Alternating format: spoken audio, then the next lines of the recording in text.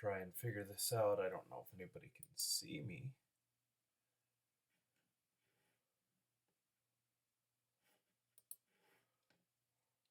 But I should be live streaming here, hopefully.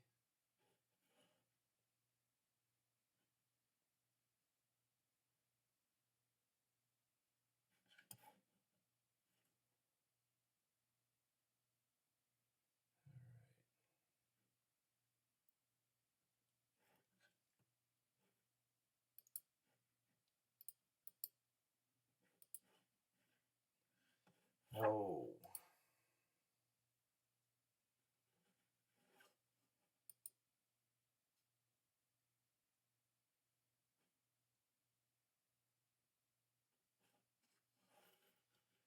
Okay.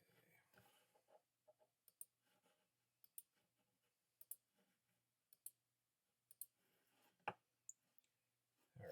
It says I'm live streaming, so sorry guys, I'm working out some of the bugs.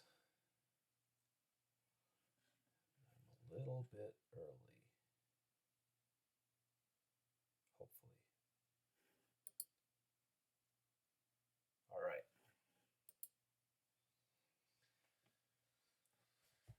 All right.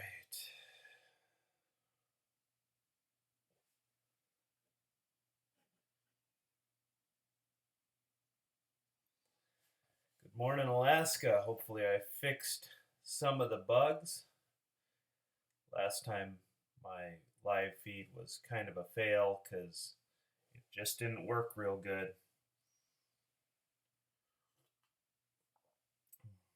But thank you for joining me. It's kind of a little bit stormy this morning. I took a look at what the weather's going to look like for the next week in Alaska here. And it looks like for most of the populated areas of Alaska, it's kind of going to be a little windy here today and tomorrow. And then it's going to clear up, at least for South Central, it'll clear up for the rest of the week and calm down a little bit.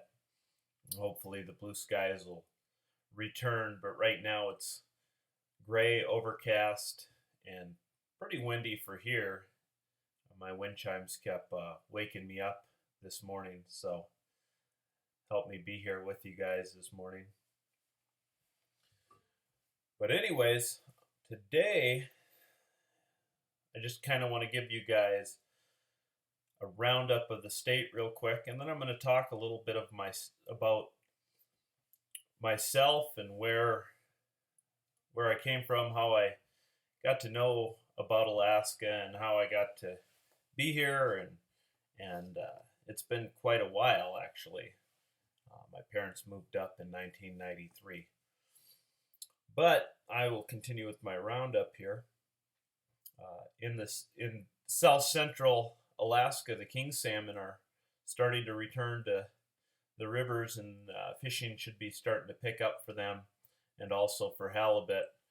As I said last week, my dad was out and they limited out one day on king salmon, so that's a good sign for this year. The Anchor River down on the Kenai Peninsula opens up, and we should start seeing some good reports coming in. Right now, the rainbow trout and the freshwater are spawning. I have a lake close by, and that lake has some great spawning rainbows in it. I'll probably upload a video. I'll take some videotape with my GoPro under the water there for the spawning trout. Just kind of let you guys see what's going on.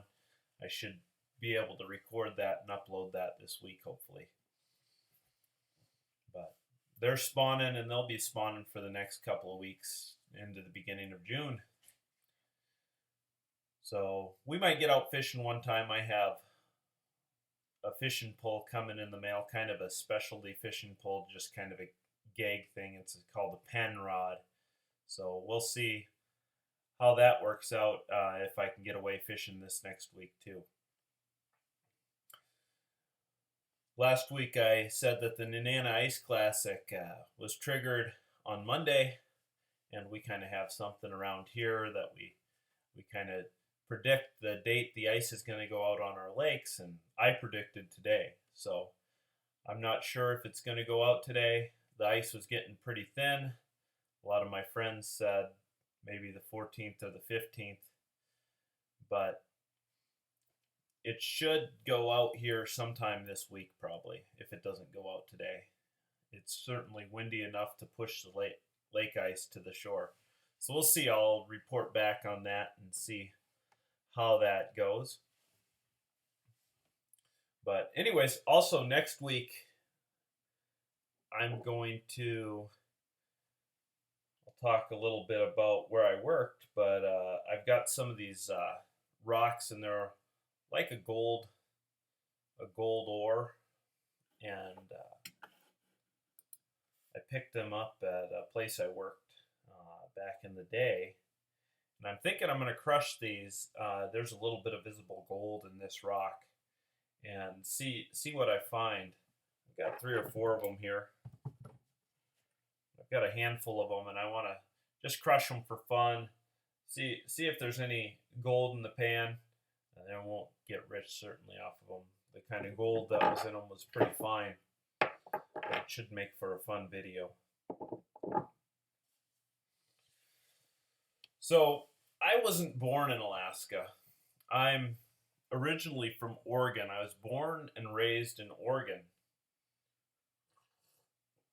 and my parents lived, and my dad brought us to the Dalles, Oregon, which is on the northern part of the state on the Columbia River.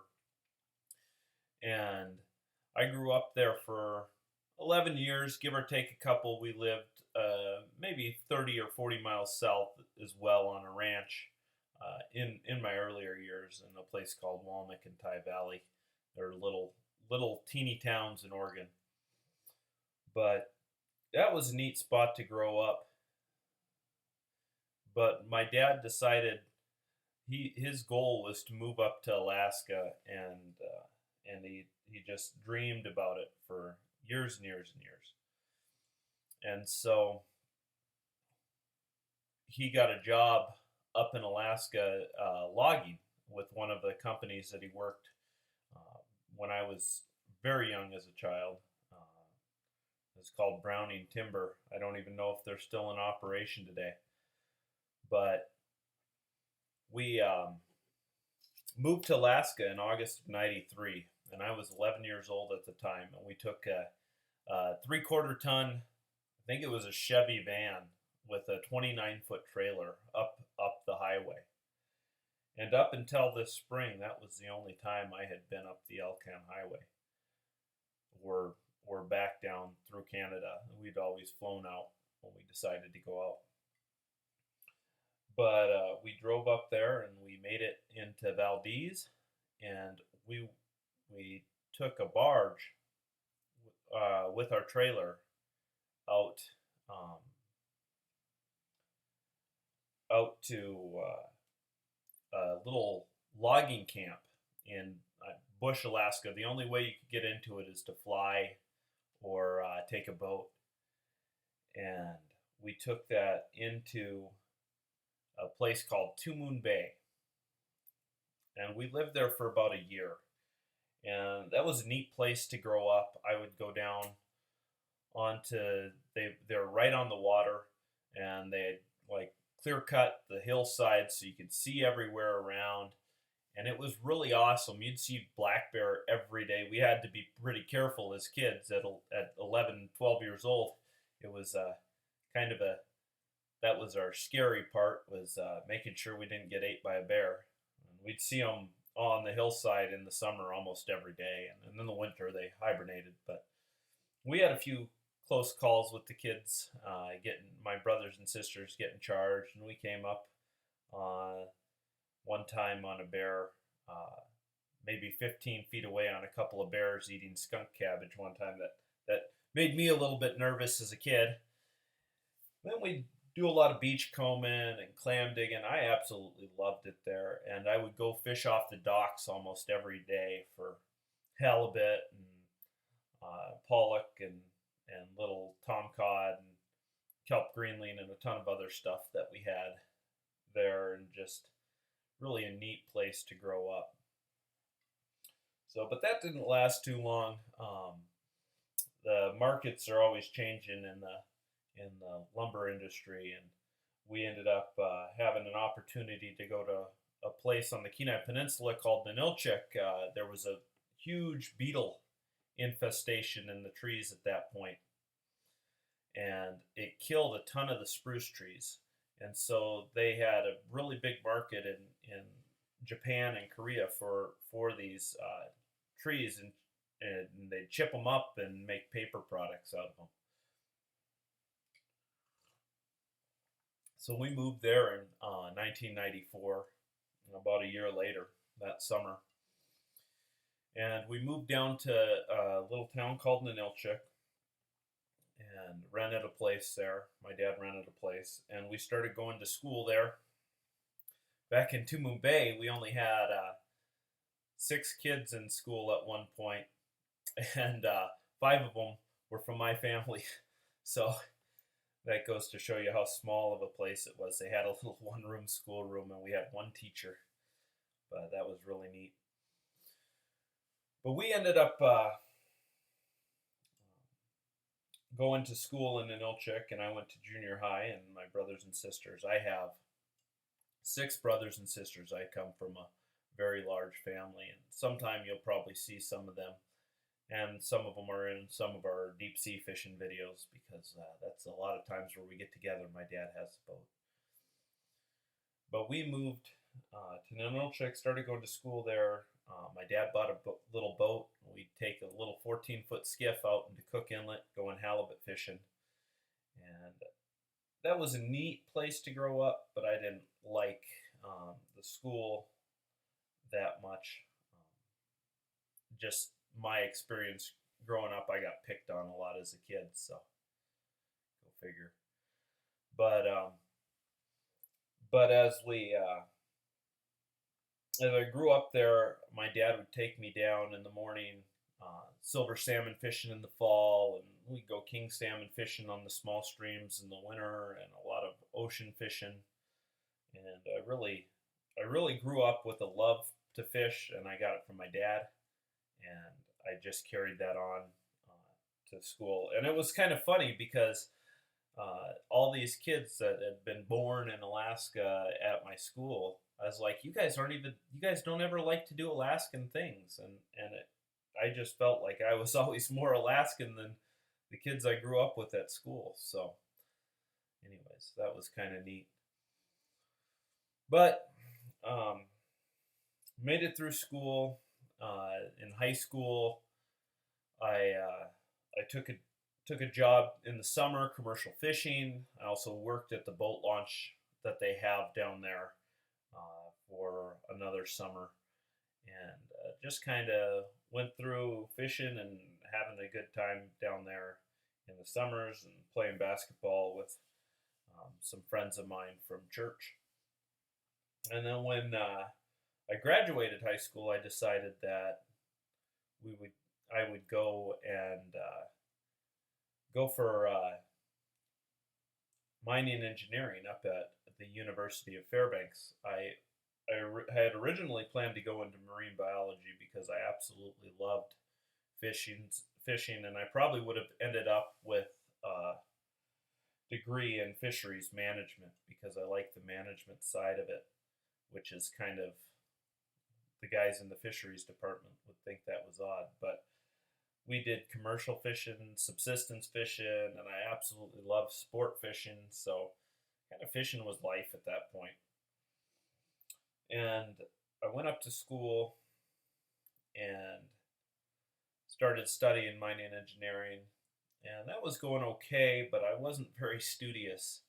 So I was struggling with some of my harder classes, especially once I got into my advanced math classes, because I just didn't have good study habits. And I would come back in the summer to make money commercial fishing and working with my dad. My dad bought a restaurant on the beach in Ninilchik. It's no longer there, but he ran that for 11 or 12 years. We had a pretty good run of it, but it was right on the beach in Ninilchik. And so I would come and help with that in the summer, and I would also commercial fish. And I was set netting, and just a couple miles up the beach, I would set net for red salmon. And then I got a job also at a different point. Um, the seasons are kind of scheduled with time frame with salmon, but I got a job longlining for halibut too, and that was really cool. One time we even caught a 400-pound halibut, so that was incredible, incredible experience. So, but that went on for about 4 years of coming back and running the restaurant, or helping my dad run the restaurant, and commercial fishing. And then one summer I applied for an internship at a mine. It's actually where I got these rocks, called Fort Knox, and it's a big open pit mine, and it's a low grade deposit. But I got an internship with them in their engineering department, and I did a lot of surveying, and I worked with their dewatering crew and did some stuff with the engineers, and got to see a lot of the mine. Got to go across the ore that they had just shot, and I got to go zone it, they call it, so the operators would know what uh, what ore went to the crusher and what just got discarded. So I got to go walk across all the fresh ore, and they didn't, because it's low grade, they didn't care if I kept samples and stuff of some of the rock, and so sometimes I'd grab a rock that looked really cool. And I was big into rock hounding as a kid, and my dad taught me to gold pan, and that's kind of why I chose mining engineering, is because I didn't think I was going to make any money in fisheries. So I did, for the wrong reasons. If you ever go to college and you're a kid, if you're going into college, make sure you're going in for something that you want to do, um, that you could see yourself doing for the rest of your life as a career. Because there's lots of ways to make money, and it's not just college.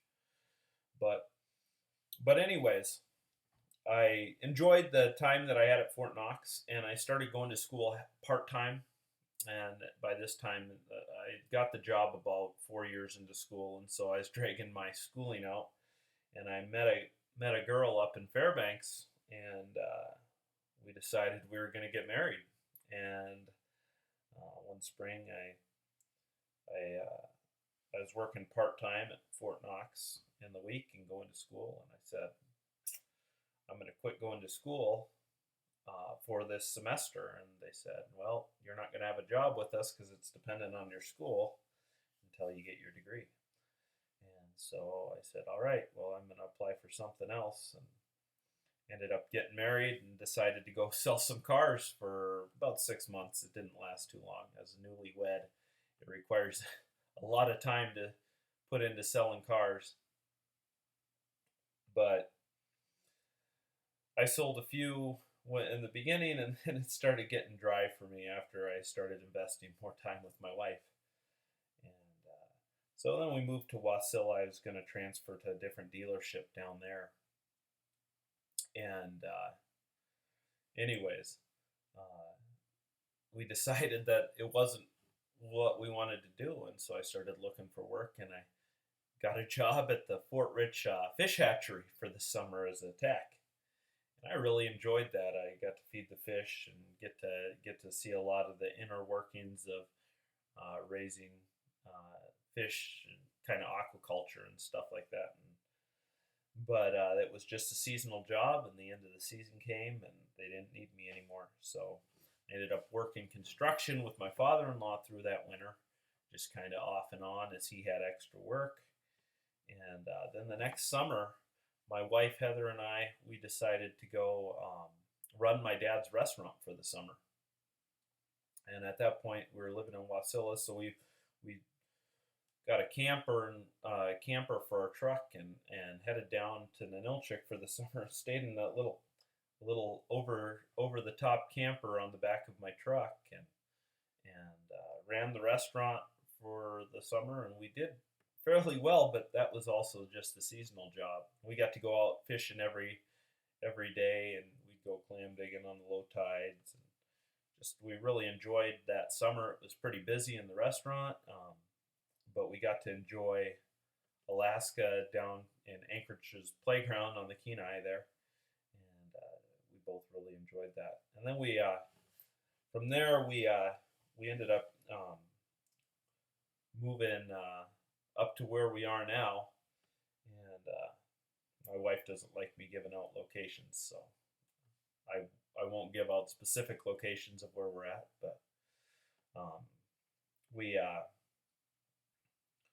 we moved up to Bible camp, and I started cooking for the Bible camp that we're at now. So, and that was 10 years ago, and then 2.5 years ago, I started my YouTube channel as we have here. So, anyways, that's a little bit about me and what I've done. It's just kind of the locations and kind of the things I've done that qualify me for running a channel like this. I really love showing people Alaska, and right now I'm working on being a mountain man, and I've got a nice beard going in, but I think my wife is gonna have me at least trim it down. So trying to look the part, but maybe one of these live feeds will cut it off. But anyways, really enjoy showing you guys the state here, and it doesn't look like I have anybody on with me right now. I'd open it up for any questions about what people think about the state. Hopefully my feed is doing a little bit better this time. It looks like it might be just a little laggy, but I'm going to keep doing this and see how it goes. Hopefully I'll figure out all my bugs in the stream. You guys can watch them later and comment on them. You know, if you tune into this and you see the end of it, and you're not subscribed to our channel, you know, subscribe. Help us out a little bit. Comment on our videos. I like to be able to be engaged with you guys. See what you guys enjoy about the state of Alaska here, and I'll keep trying to get better and better at what I do here. So I'm going to sign off a little bit early, and we'll catch you next week at the same time, 7:30 a.m. on Tuesday. So thanks a bunch, guys, and I'll do my best to bring you guys some Alaska reality without any Hollywood drama. So we might have a little drama, but it'll be Alaska drama.